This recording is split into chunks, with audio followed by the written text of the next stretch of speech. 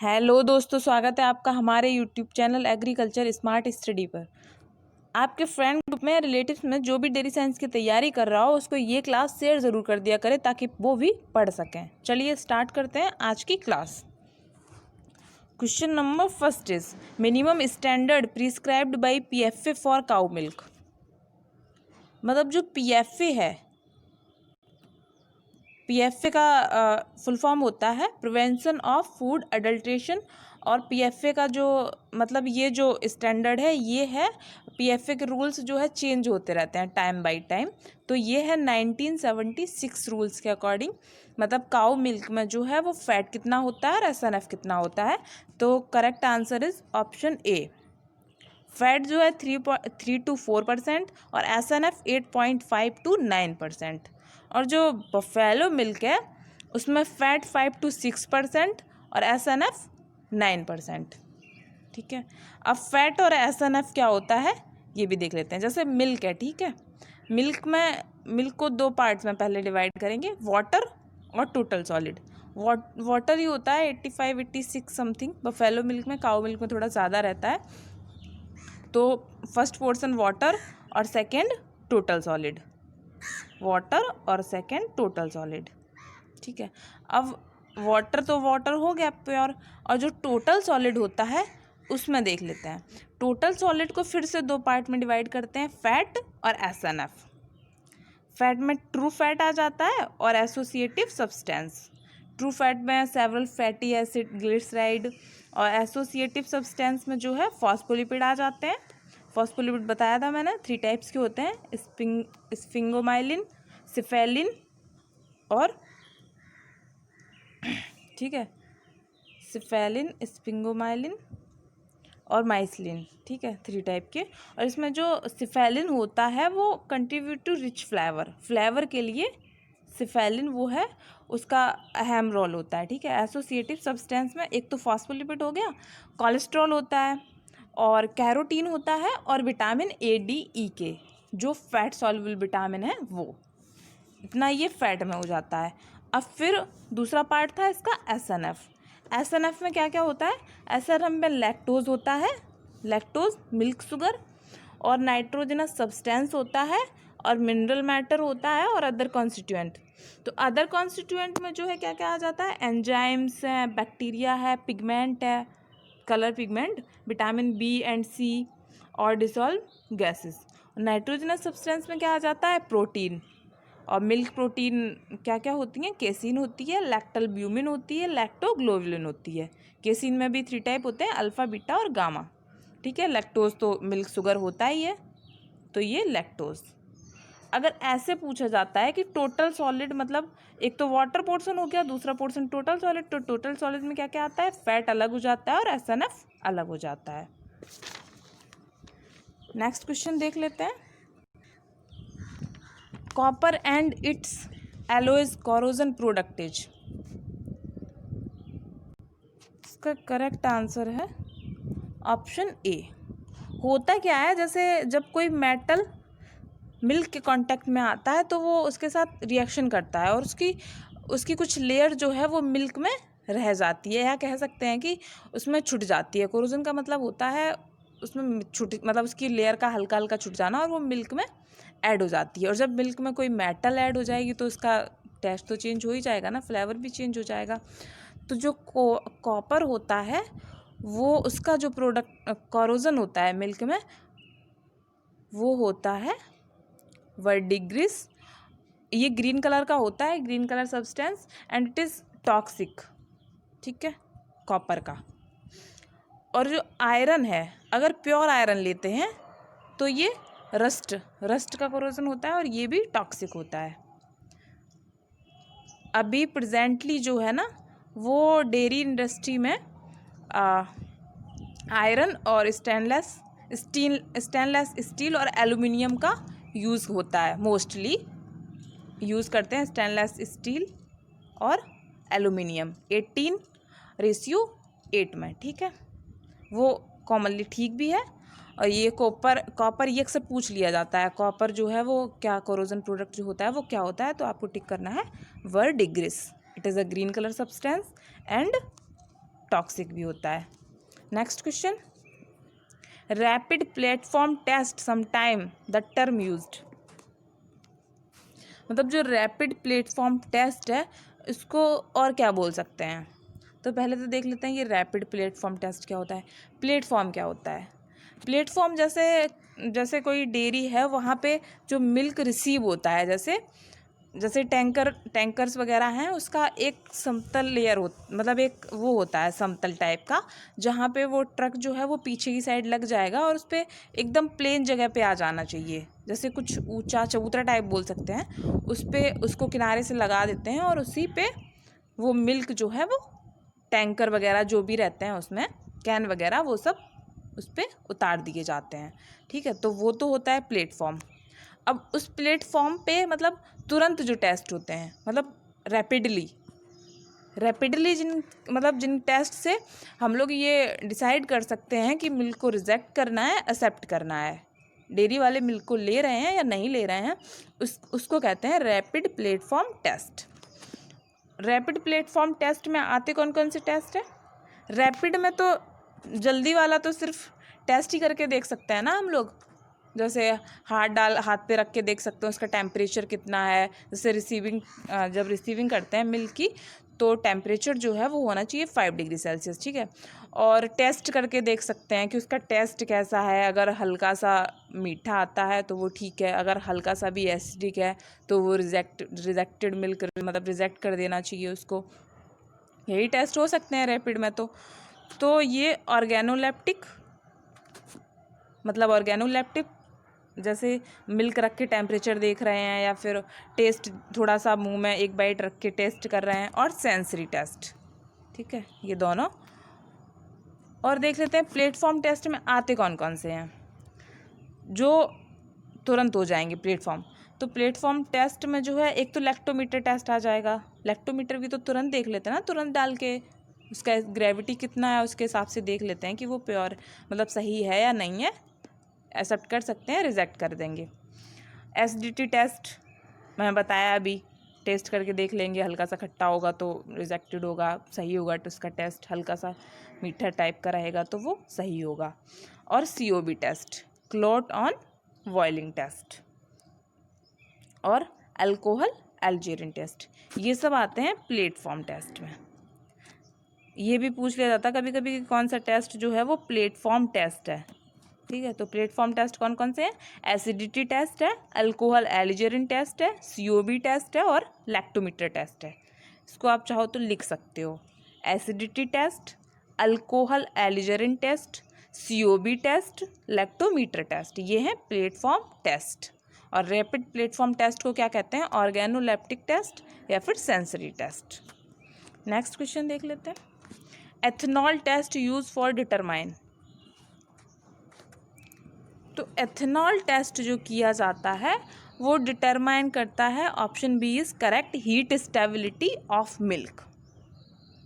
ठीक है, और ethanol test is important for evaporated milk and milk. This test is more sensitive than COB test. मतलब जो ethanol test है वो COB टेस्ट से ज़्यादा सेंसिटिव है। ठीक है, और ये करते कैसे हैं, एथेनॉल टेस्ट कैसे करते हैं, प्रैक्टिकली करना है हमें। तो एक बीकर लेते हैं और उसमें 10 ml मिल्क ले लेंगे और 1 ब्यूरेट में अल्कोहल ले लेंगे। ठीक है, फिर अल्कोहल की मतलब धीरे धीरे अल्कोहल को उसमें दूध में डालते हैं। अल्कोहल को दूध में डालते हैं जब मतलब उसका वो देख लेते हैं, अल्कोहल इंडेक्स होता है जैसे कि जितना कि number of ml alcohol require होगा मतलब दूध को मिल्क को कोगुलेट करने के लिए, मतलब बोल सकते हैं दूध का फटना। जितना अल्कोहल ml मतलब जितना ml अल्कोहल डालते हैं उसमें एक एक करके, फिर देखते हैं कि कितना ml अल्कोहल में जो है मिल्क वो है कोगुलेट कर रहा है, आई मीन फट जा रहा है। तो अगर 3 ml में ही मिल्क फट जाता है तो ये मिल्क जो है उसको रिजेक्ट कर देना चाहिए। ठीक है, और इसको बोलते हैं अल्कोहल इंडेक्स। जो ml डालते हैं अल्कोहल ml, जितना ml डालेंगे जितने में कोगुलेट हो जाएगा मिल्क ये होता है अल्कोहल इंडेक्स। अगर ये 7 ml, मतलब अल्कोहल इंडेक्स में जो है 7 जो है वो होता है गुड क्वालिटी मिल्क। मतलब अगर 7 ml अल्कोहल डाल देते हैं उसके बाद मिल्क कोगुलेट होता है तो ये मिल्क जो है वो अच्छी क्वालिटी का है। अगर 3 ml में ही, अगर 3 ml अल्कोहल डालते ही वो फट जा रहा है तो वो दूध जो है वो अच्छी क्वालिटी का नहीं है। तो इथेनॉल टेस्ट से क्या यूज़ करते हैं, हीट स्टेबिलिटी, और जो नंबर ऑफ ml होते हैं अल्कोहल वो होता है अल्कोहल इंडेक्स, ठीक है। और इंडिकेशन होता है ये 7 जो है गुड मिल्क का इंडिकेशन है और 3 जो है वो फिट फॉर रिजेक्शन। इसमें ये चीज़ें, एक तो alcohol index 7 is good for milk, और जो अगर 3 आएगा तो फिट फॉर रिजेक्शन, और number of ml required for flake formation, मतलब जितना ml रिक्वायर है मिल्क के कोगुलेट करने के लिए। नेक्स्ट क्वेश्चन देख लेते हैं। Protein percentage in clarified skim, मतलब जो क्लैरिफाइड स्लिम होता है उसमें प्रोटीन परसेंटेज कितना होता है, तो इसमें प्रोटीन परसेंट होता है, करेक्ट आंसर इज ऑप्शन ए 25%। अब आप सोच रहे होंगे क्लैरिफाइड स्लिम क्या होता है। जैसे मिल्क को फ़िल्टर करते हैं हम लोग, जनरली जो मिल्क जैसे निकाला है एनिमल से उसके बाद फ़िल्टर करते हैं, तो फ़िल्टर के बाद जो रह जाता है उसमें, जैसे जिस क्लॉथ से छाना है या जिससे भी छाना है उसमें जो रह जाता है, कुछ पार्टिकल्स रह जाते हैं ना सॉलिड, उसको बोलते हैं क्लैरिफाइड स्लिम।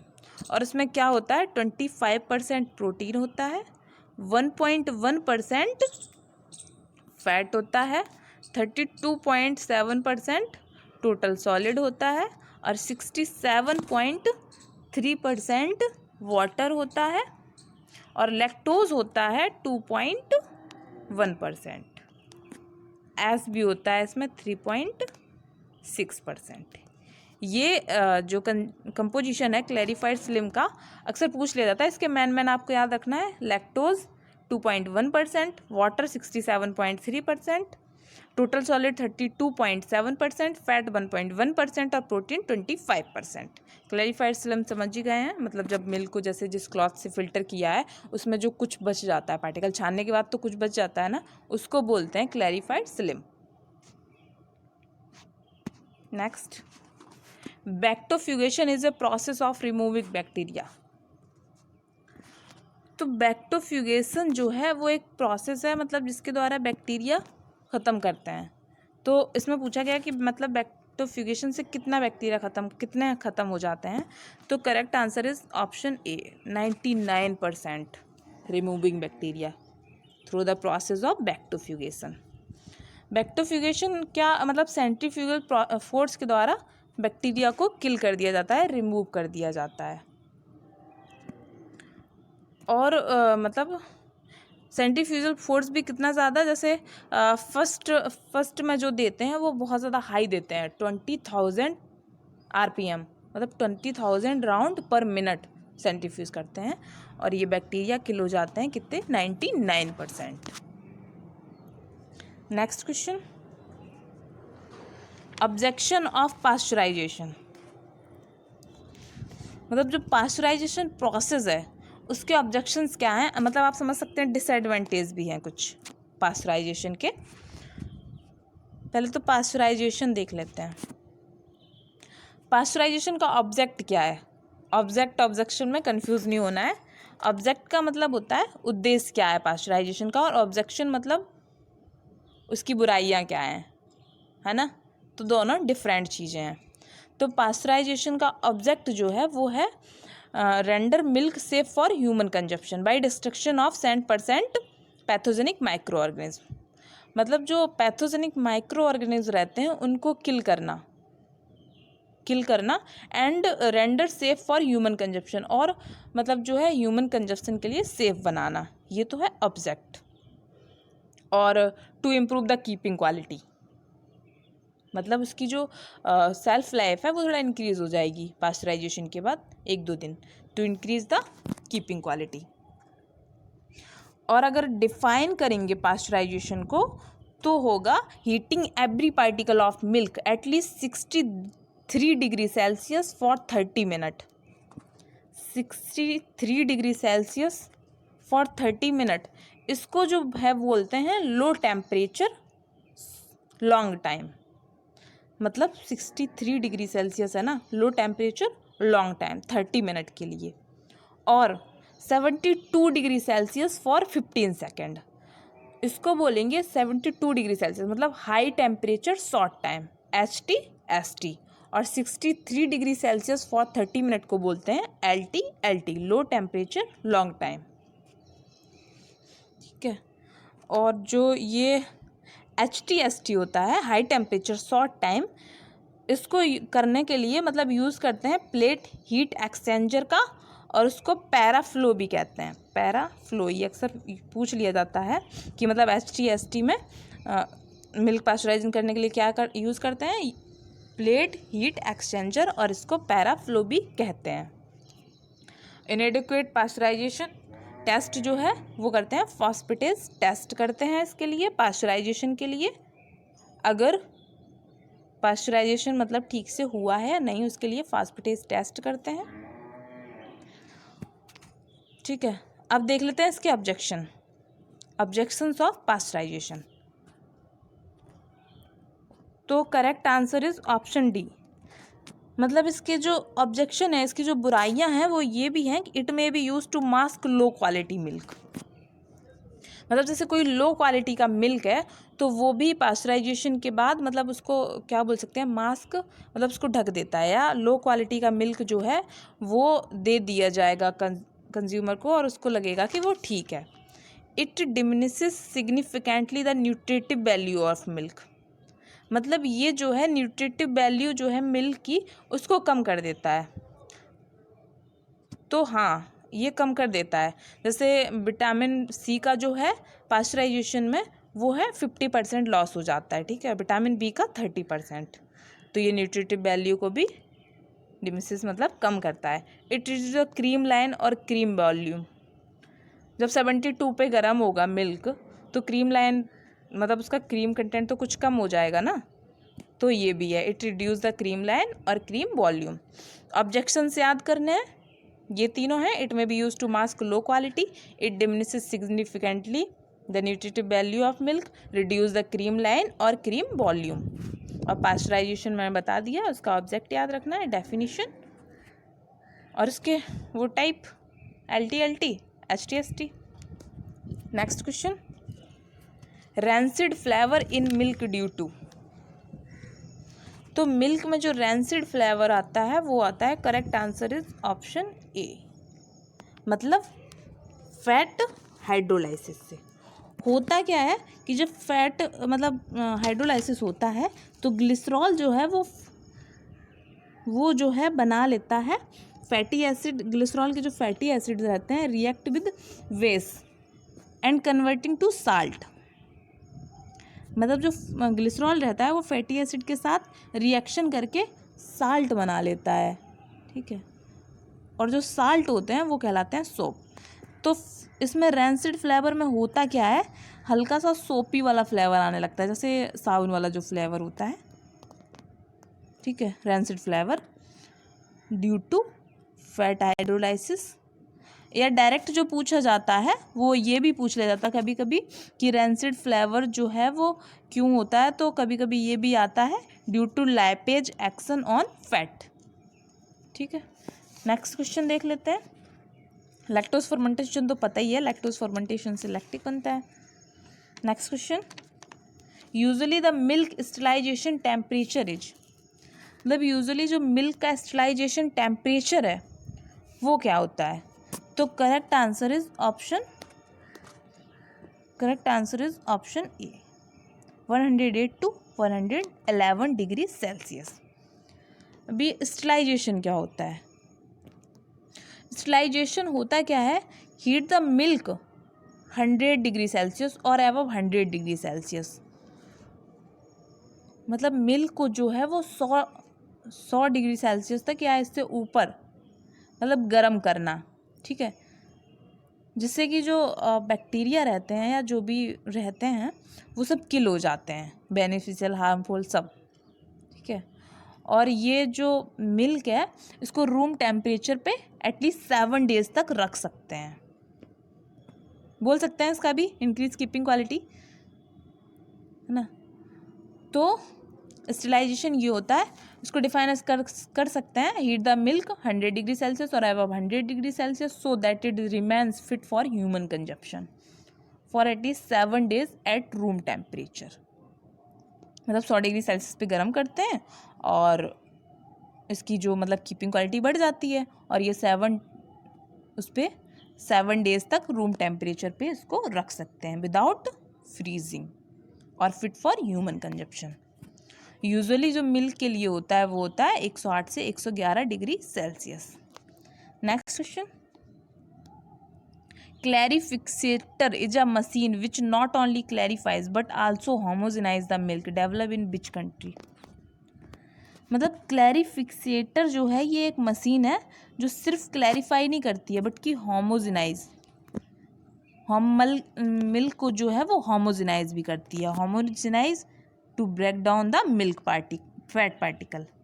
जैसे फैट पार्टिकल क्या होता है, मिल्क में सिमिलर नहीं होते हैं ना, कुछ बड़े होते हैं कुछ छोटे होते हैं, तो उनको पूरे मिल्क में मतलब सिमिलर करने के लिए फैट ग्लोब्यूल को जो है वो ब्रेक डाउन मतलब तोड़ा जाता है होमोजेनाइजेशन प्रोसेस के द्वारा, ठीक है। तो क्लैरिफिकेटर जो है मशीन वो सिर्फ क्लैरिफाई नहीं करती है बल्कि होमोजेनाइज भी करती है, ठीक है। इसको डेवलप किस कंट्री में किया गया, तो correct answer is option A, Sweden में। स्वीडन में, ये आपको याद रखना है। क्लैरिफिकेटर भी याद रखना है। क्लैरिफिकेटर ऐसी मशीन है मतलब जो सिर्फ